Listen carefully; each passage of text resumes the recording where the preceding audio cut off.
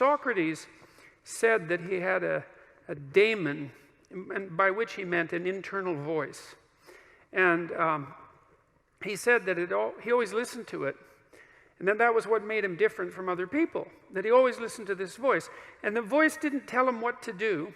It told him what not to do. And when the Delphic oracle proclaimed that Socrates was the wisest man in Greece, in Athens and in Greece, one of the reasons Socrates attributed her decision to deem him the wisest man was because, well, she said he knew nothing, but he knew in part that he knew nothing, at least in part because he was always listening to the voice of his daemon, his internal conscience. And then I just found out the other day that the word democracy comes from the same root, which is really interesting. Like, I had no idea that that was the case, because what it suggests, it's so fascinating looking at how words are related to one another historically, because you find strange connections between ideas that you would never imagine, and sometimes they're unbelievably profound. And so the basic, what happened historically is that, well, so there was the concept of the Socratic daemon. Now, it was the daemon that Socrates listened to when he decided that he was not going to run when the Athenians decided that they were going to put him to death, the Athenian aristocrats, right? Because they thought that he was corrupting the youth by, talking to them and telling them the truth. And I suppose that's certainly grounds for chasing someone out of your town. Anyways, they gave him plenty of notice because they didn't really want to kill him. They just wanted to get the old goat the hell out to some other city where he could cause trouble there. And his friends were, making plans to scurry him away from Athens. And he went out and consulted his daemon, and it told him not to leave. And that was a big shock to Socrates because, of course, he didn't want to die. And but yet he had decided that he was always going to follow the dictates of the daemon. And so he did something that only a philosopher would do, was reversed his assumptions. He thought, oh, well, I was afraid of dying, and my daemon said, stick around, and so I must be wrong. It must be worse to risk not following that internal voice than to risk this form of death, which is a question you have to really wrestle with, and one his friends weren't very happy about. But in any case, he didn't run, and we have two good court-like documents attesting to that, one written by someone named Xenophon and the other by Plato. They're very interesting documents. I would highly recommend reading them. They're very short, and one of the reasons I would recommend reading them, apart from the fact that they're fascinating and short, is that you also get the sense from what Socrates wrote that because he had lived his life fully, no holds barred in some sense, that he could let it go when the time came.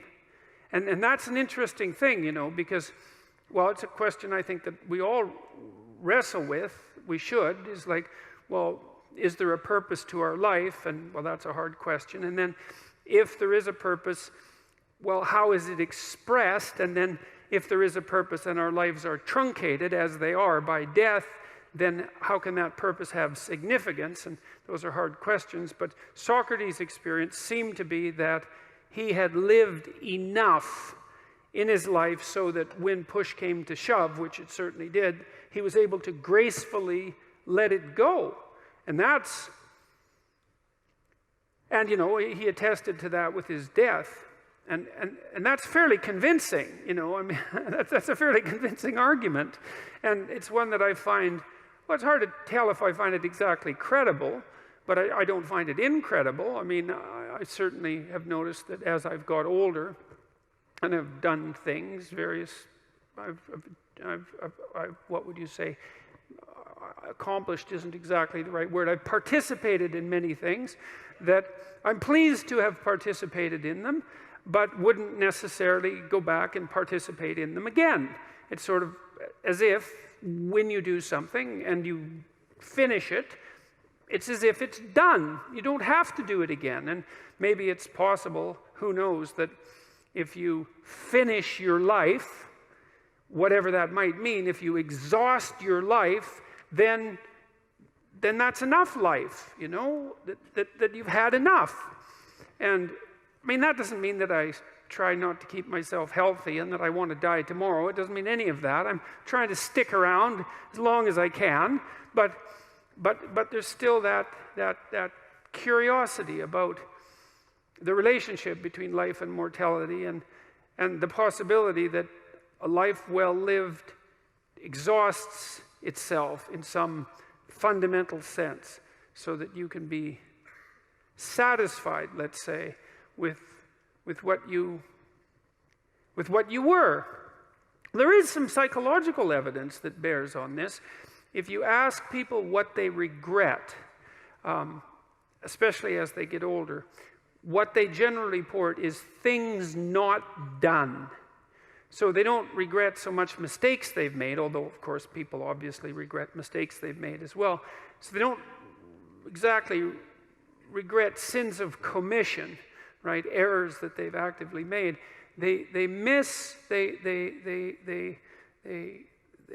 torment themselves for opportunities that had presented themselves that they did not, let's say, exploit or engage in. And I think that's worth thinking about too, because one thing that I have become convinced about with regards to human consciousness, which I think is equivalent to the spark of divinity in some sense that our fundamental stories insist has been placed within us, is that human consciousness is that faculty that confronts potential itself. I think there's good neurological evidence for this, by the way, for those of you who are scientifically minded, because we build circuits within us for habitual action that we've practiced many times that seem to run in a very deterministic fashion. And we are a strange combination of deterministic and non-deterministic as far as I can tell. But what our consciousness seems to be for is to encounter those things that we have not yet encountered.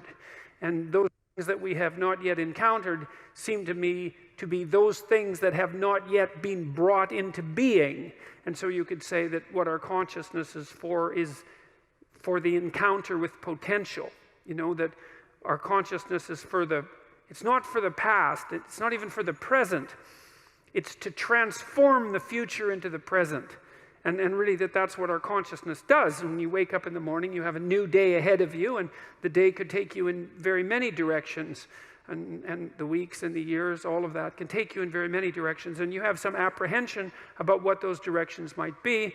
You have some apprehension about what role your choices might make in transforming that potential into one form of actuality or another. I mean, you certainly know that there are dreadful mistakes that you might be very tempted to make that would produce all manner of hell around you and still be tempted to do it. It seems like it's sitting there right in front of you as a possibility.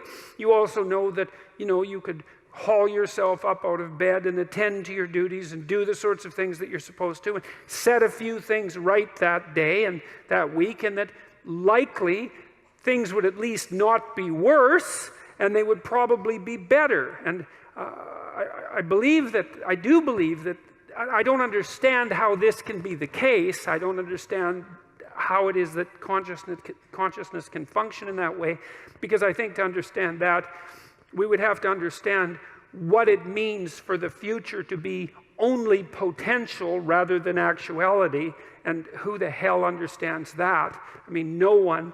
And then we'd have to understand how it is that our conscious choices and our conscious ethical choices transform that potentiality into actuality, into reality, into the present and the past. And we certainly act as if we believe that that's what we do. We upbraid ourselves. For example, when we do a bad job of it, we're upset with our children and those we love if we don't believe that they're living up to their potential. We're guilty and ashamed when we make choices that we feel are inappropriate. We understand to some degree that the manner in which time lays itself out has something to do with the ethics of our choice. And again, I would say that's a very deep idea. I think it's the most true idea I know. It's very emphasized, that idea emphasized in ancient religious stories such as those that are outlined in Genesis, or in Genesis with its strange insistence that, God is that which brings order out of chaos, formless potential, generates the world out of formless potential, and that we're somehow made in that image, which seems to me to be the case. And that the proper way, by the way, to go about acting in that image is to act in relationship to the potential that confronts you with truth and with courage, with careful articulation. That's the logos. And that if you do that, then what you bring forth is good.